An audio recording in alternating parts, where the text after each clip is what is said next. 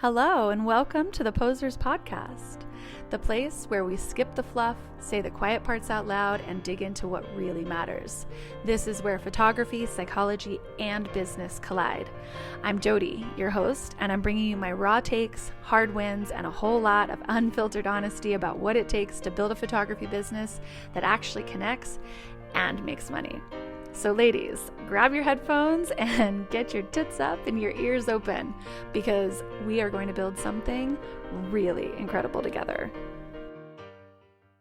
Well, hello, and welcome back to another episode of the Posers Podcast. My gorgeous and beautiful and stunning posers, I have to apologize because I missed an episode last week because... Oh, there's a little bit of drama happening at the studio. I had some new neighbors move in. They are louder than I'm used to, and they are messier than I'm used to. I used to have this building all by myself for about 3 or 4 years. And no, that's not true. There was some neighbors who moved in for a little while, but they didn't stay. Maybe they stayed for a year or so, but they were really great. They were awesome. I loved having those neighbors. But for the most part, I have been alone inside of this building for a while, and now me having to share you guys can only imagine how that's going for me. So I tried to record last week's episode a few times. It didn't happen because of the audio situation going on. And then I had some stuff going on at home that I couldn't record there either because my kids have been home for a very long time. And by home, I mean they're not going to their dad's on the weekends right now. So there was just some life. Life was lifing, life was getting in the way, and I didn't get the episode out, but it's okay because we are ready to jump in for today, and I actually have a really, really great episode that I think is going to hit in a really incredible way. So over the last few episodes, we've been talking about luxury based on a question that was slid into my DMs by another photographer. And it's such a big question that it's taken now 3 episodes for us to talk through all of the points of it. And today we are going to do what I think is the final installment of that, unless if more questions come up and we just kind of keep talking about it. So a couple weekends ago, over Mother's Day weekend, actually, I tortured my boys to go to the theaters with me and to watch The Devil Wears Prada 2. That was my Mother's Day present from them. And honestly, they were actually pretty good about it. They were actually really good sports. And I think 1 or 2 of them actually watched the movie. So... That's a win. But as I was sitting there and watching the movie, I had actually been thinking for a couple of days. I was like, okay, I need a segue. I need an example. I need a real life story to sort of pivot into this next part of the question that was slid into my DMs, which is the biggest part of the question, I think. But so I had sort of been like marinating a little bit, trying to figure out a real life example to segue us into this last installment. And while I was watching the Devil Wears Prada 2 movie, it kind of hit me because it's literally the perfect example of the psychology that I was like sort of turning over in my head and wanting to try to explain in this series. Because one thing that I keep on saying during this series is that luxury buying isn't surface level. It is not like just aesthetics only. It's also not like just having a full service product buying environment. Just because you're offering frames and offering albums does not mean that you're luxury. Okay. Luxury is actually like a cadence. It's actually like a language. It's a whole entire world, is a whole entire environment and experience. And while I was watching that movie, obviously the luxury that like is woven throughout that whole entire movie, but something became like really apparent to me because no matter how much I love interior design, no matter how much I love architecture, no matter how much I even enjoy like studying the affluent buying behavior or understanding luxury psychology, like I am obviously nowhere freaking close to living inside of the world that exists at that level of like wealth and luxury that is portrayed inside of that movie. Obviously, nowhere even close. But was I sitting there in that movie watching in awe and oohing and awing? I don't ooh and awe so much over the fashion, but oohing and awing over the Italian marble and the streets of Milan.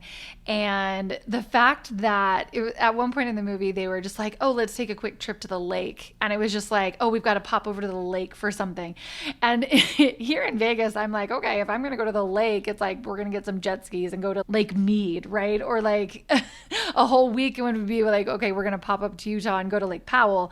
But whenever they talk about going to the lake, they're like, no, it's just a little train ride to go to Lake fucking Como, right? So you bet your ass I was drooling all over my licorice and buttered popcorn.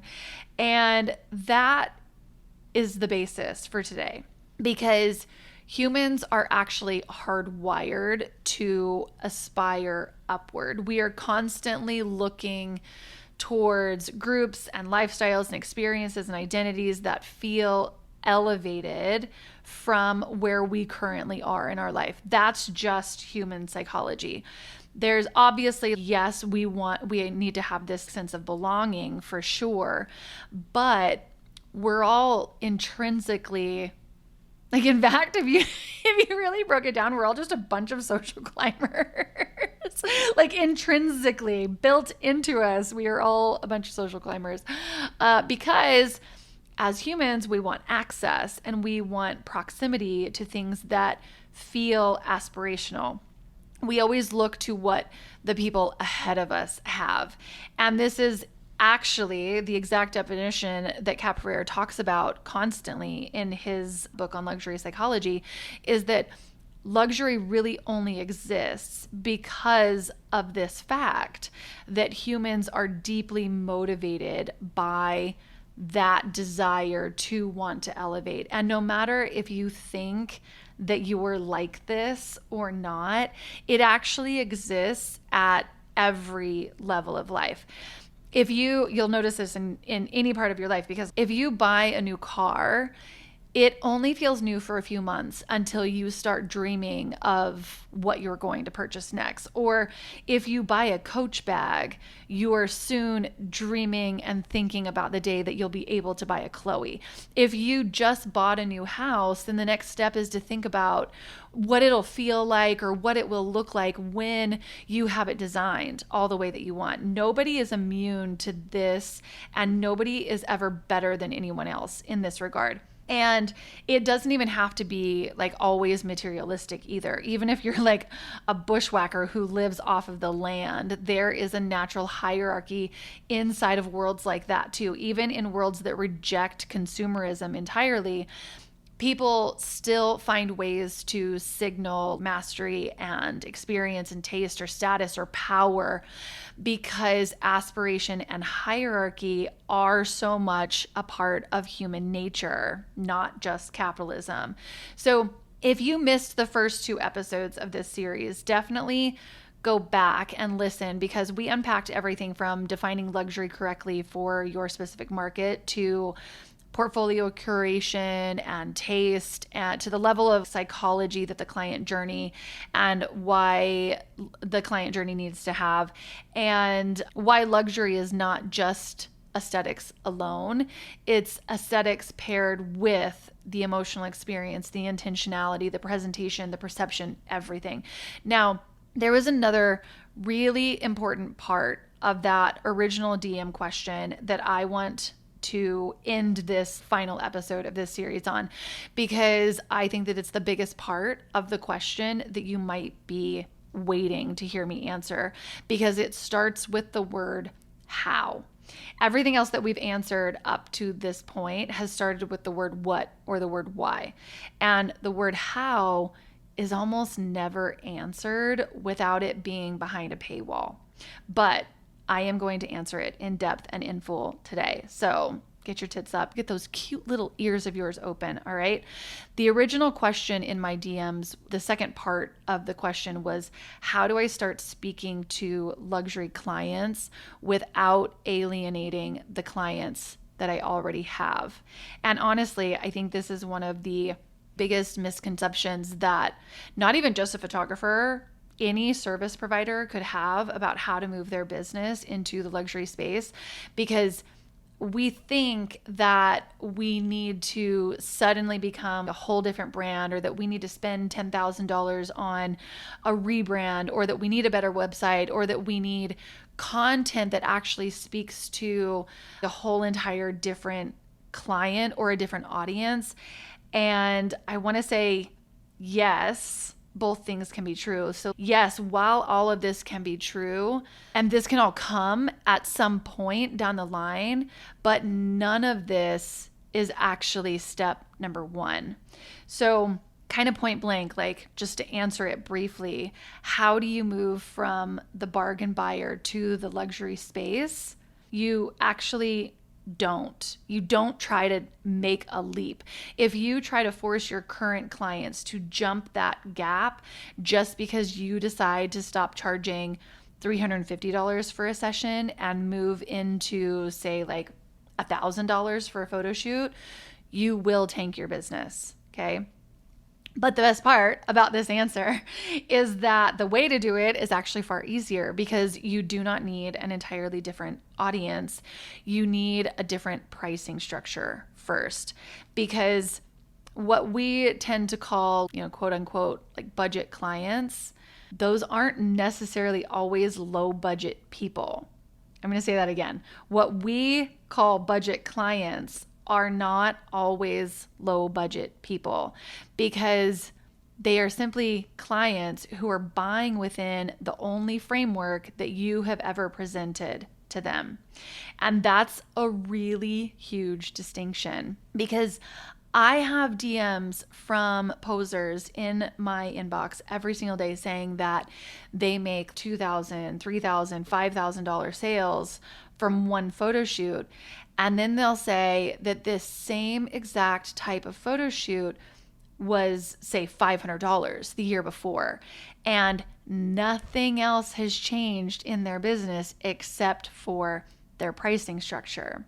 So you can't claim that somebody won't spend $2,000 with you if you've only ever offered them the ability to spend $350. And if your pricing structure is set so that clients can choose 10 or 20 or 30 photos, and they have to choose their package before the photo shoot, but they have the option to upgrade for a few $100 or so, maybe on the back end, you're still not giving them the option to spend as much as they want. That's the key phrase right there. You have to have a system that allows them to spend what they want to spend. And if you're saying in your head right now that there is no way that my clients or that your clients would spend more, then you're absolutely right. If you ask your client if they'd rather spend $350 to get to 30 photos or to get 30 photos, or if they'd rather spend $3,500 to get 30 photos, they will obviously always say that they would never in a million years spend that much on photos. But if you structured your pricing so that they decided what they wanted and couldn't say no to the photos that you are creating and that you're showing them, then they control what they are willing to spend, because the amount of money that they have in their bank account or what they are willing to spend on anything is none of your actual business. And if you're saying in your head, while you're listening to me rant about this, if you're like, no, Jody, I really know my clients, there's no way that they would spend that much, please trust me that that is your own money block getting in the way. And honestly, I have the most perfect real life example of this that literally just happened recently, and it drove this point home for me and now for you, because I'm about to tell it to you in the most massive way. I have two clients who are very similar financially. They are in very similar financial positions. The first client is one of my absolute dearest and best friends in the world. We have known each other since the very first year of college. She is basically like a sister to me at this point. And I have photographed her family for the last, I don't know, 17 years, probably more than that, because I think that I photographed her maternity and her daughter is now 17.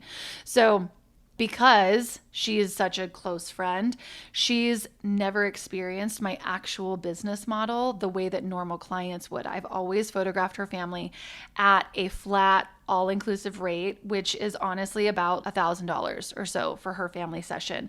In fact, whenever I made the switch from doing portraits all-inclusive to then getting the studio and running IPS, I never made her switch over. She just kept on paying her reduced rate from even back then. So she pays me about $1,000 for a session. Okay. Now, her daughter is going to be a senior this next year. So she reached out about making sure that I was going to do her senior photos.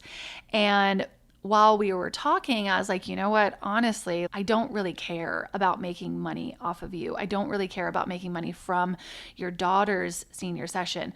What I care about is having an in at the private school that your daughter goes to, because both of her children go to an incredibly affluent private school here in Vegas. So I started to talk to her about referrals and how amazing it would be if her daughter would simply refer me out to her friends after we took gorgeous senior photos of her. And when I casually started talking about what my average senior client spends, her mind was absolutely blown. She could not believe it. She was like, no, absolutely not. No way. There is no chance that those families would spend that much money on senior photos. Now, mind you, my friend that I'm discussing here, she lives in $1 million home. They just put a gorgeous pool in the backyard. She has as many designer bags as a girl could dream of. She has a giant diamond ring on her finger that her husband just upgraded for her for their anniversary. What else? She drives a Range Rover. She pays private school tuition for 2 kids. So financially, she is very well off. But now here's where this story gets really, really interesting. Another client of mine who is, her daughter happens to go to the exact same private school, and they have, this client and my friend have the same level of wealth. They have the same type of family financially, 2 kids, private school, gorgeous homes, nice cars, all of that. This client booked me for senior photos. But this client went through my actual system. She booked normally. She went through my process. She did the whole client journey, all of the experience, the reveal, the buying environment, the pricing structure, everything. And she spent $5,500 without blinking. She bought the whole entire set of digital images with no hesitation, no shock, no, oh my God, I would never in a million years spend this much on photos, like my friend said that she would say. None of that came up. And that experience taught me something so important, which I'm now passing on to you, is that the luxury buying behavior is not determined simply by how much money someone has. And this is the part that I feel like we miss constantly, because a lot of times photographers would think, well, if someone can afford luxury, then they'll automatically buy from me. They'll automatically spend on all of the framing. They'll automatically do all of the products. But no, they won't. People buy within the environment that you create for them. And that is everything. My friend has spent 17 to 18 years being like psychologically anchored to the idea that she's going to spend about $1,000 for me. That was the environment. That was the structure. That was the expectation. So whenever I suddenly said, well, my average clients spend $4,000 to $5,000, that sounded insane to her. No matter how much money she has, not because she couldn't afford it, but because she had never been emotionally walked through the experience that made that level of spending feel normal. While the second client had. She experienced all of the intentionality, all of the emotional buy-in, the presentation, the buying environment, the structure, the guidance, all of it. So the purchase felt normal inside of the ecosystem that I had created for her. And this is why I keep saying throughout this entire series that trying to drastically raise your prices overnight will absolutely tank your business. Because if all you do is slap a bigger price tag onto the exact same flat rate experience without changing the environment, without changing the structure, without changing the client journey, people will experience that sticker shock instead of understanding how much value comes behind it. So whenever you start changing your pricing structure in a way that uncaps your revenue, and look, with this, I don't even want you to balk at the idea of that you have to go full service, because you don't even have to go full service. You don't have to offer frames and albums and all of that in order to change your pricing structure and to start making way more money.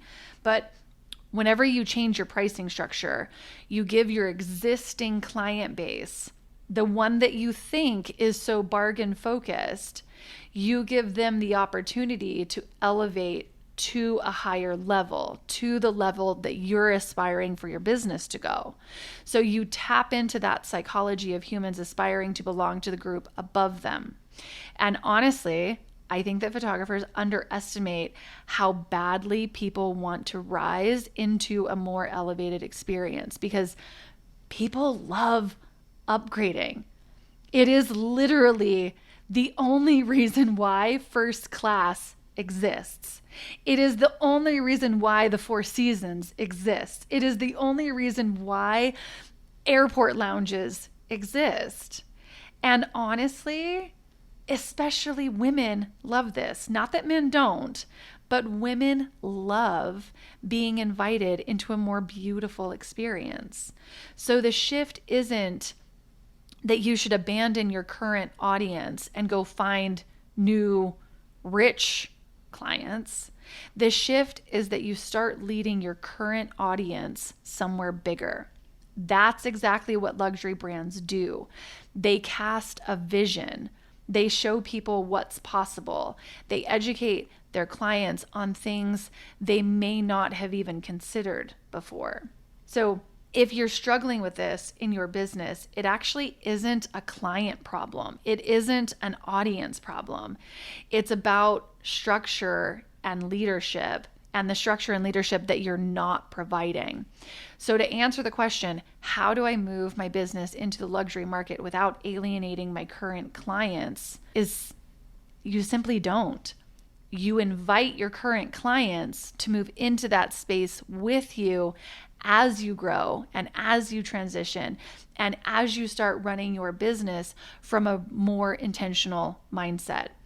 And once you have that pricing structure in place, once your business actually has room for clients to elevate inside of it, then you can slowly begin calling in a new clientele also, because your messaging is now naturally going to start shifting alongside of what your business is doing too.